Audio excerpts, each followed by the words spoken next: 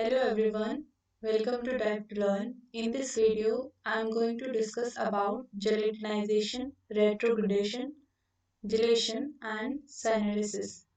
Basically, these all are effects of moist heat on starch. So first we will discuss about gelatinization. Gelatinization, what is this? Actually, gelatinization होता है जब starch को moist moisture मिलता है और साथ में हीट मिलती है। बट ये जो स्टार्च है, सबसे पहले ये जानना जरूरी है कि स्टार्च होता क्या है।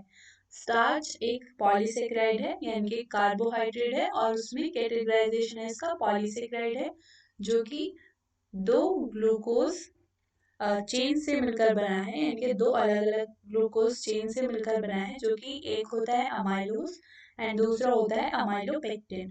तो अमाइलोज सिंपल चेन होता है एंड अमाइलोपेक्टिन होता है ब्रांच फॉर्म। तो जब जो हमारा स्टार्च होता है वो बेसिकली इनसॉल्युबल होता है कोल्ड वाटर में, बट जब उसे हीट के साथ मॉइस्चर मिलता है तो स्टार्च के ग्रेन्यूल्स सेल होना शुरू होते हैं और इसी प्रोसेस को जिलेटिनाइजेशन कहा जाता है।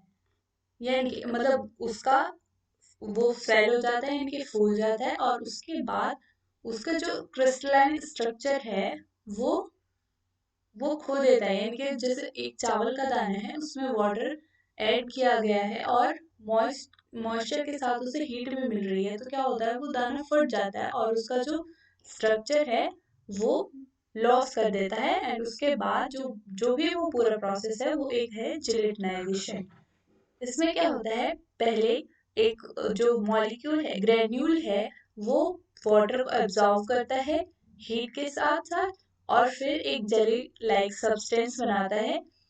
और इसी प्रोसेस में जो अमाइलोपेक्टिन है उसकी वजह से जेल बनता है। यानी कि आपने अगर प्रोसेस देखा है जिलेटिनाइजेशन का, जिसे किसी में आपने कॉर्न स्टार्च अगर ऐड किया होगा किसी सॉल्यूशन में, तो उस टाइम पे जो जिलेटिनाइजेशन होता है उसमें जो जेल बन रहा होता है वो अमाइलोपेक्टिन की वजह से बन रहा है और अमाइलेज सॉल्यूशन में ही रहता है ऐसे एज इट एज।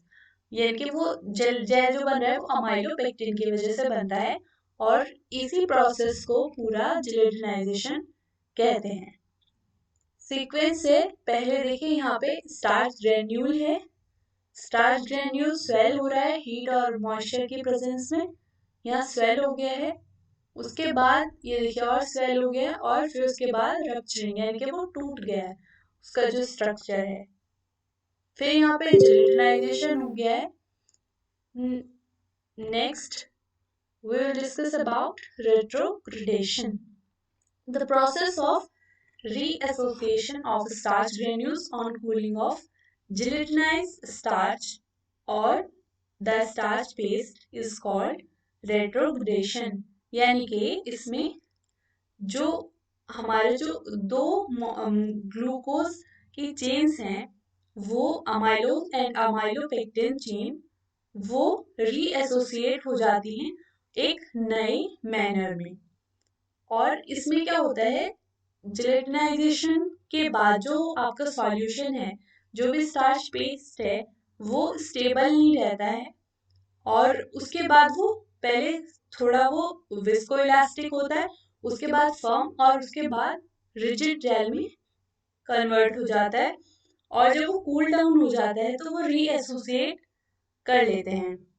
मतलब जो वहाँ पे चेन्स हैं, जैसे दो चेन्स है अमाइलोज एंड अमाइलोपेक्टिन, तो वो रीअरेंज हो जाती हैं, रीएसोसिएट हो जाती है, एक नया स्ट्रक्चर बना देती है।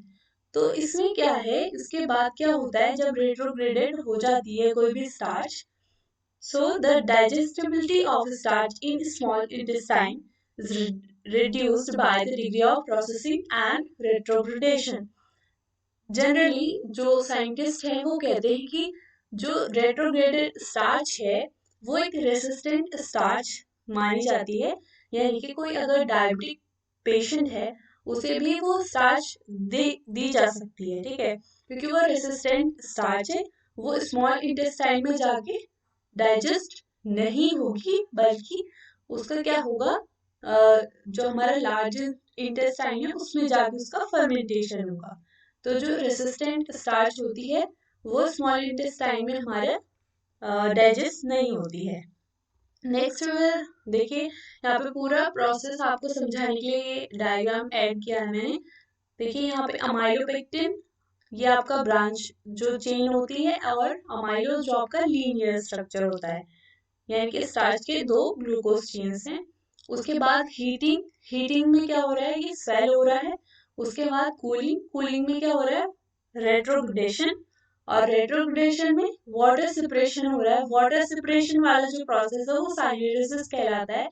उसके बाद कूलिंग में यहाँ पे आपका रेट्रोग्रेडेड स्टार्च है।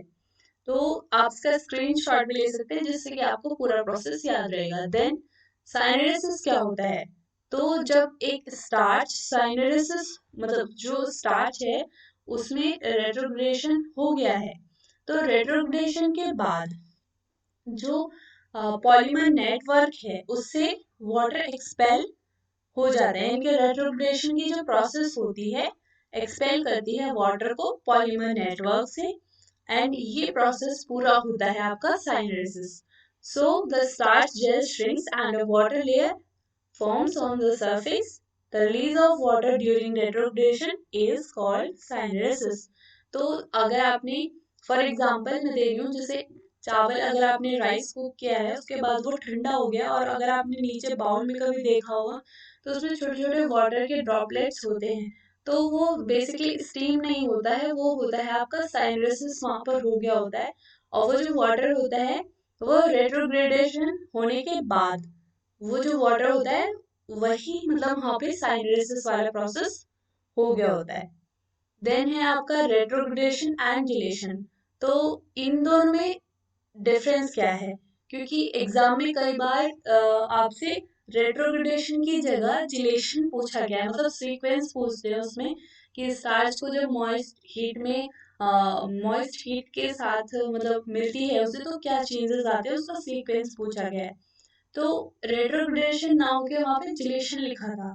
तो जिलेशन और रेट्रोग्रेडेशन वैसे एक ही प्रोसेस है, बट इसमें डिफरेंस क्या है, तो डिफरेंस है gelation is caused by the amylose becoming reordered, and retrogradation is caused by amylopectin.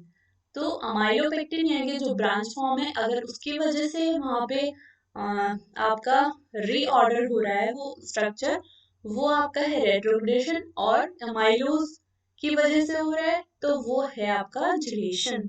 सो ये दोनों ही चीजें आपको अच्छे से क्लियर हो गई होंगी आई होप।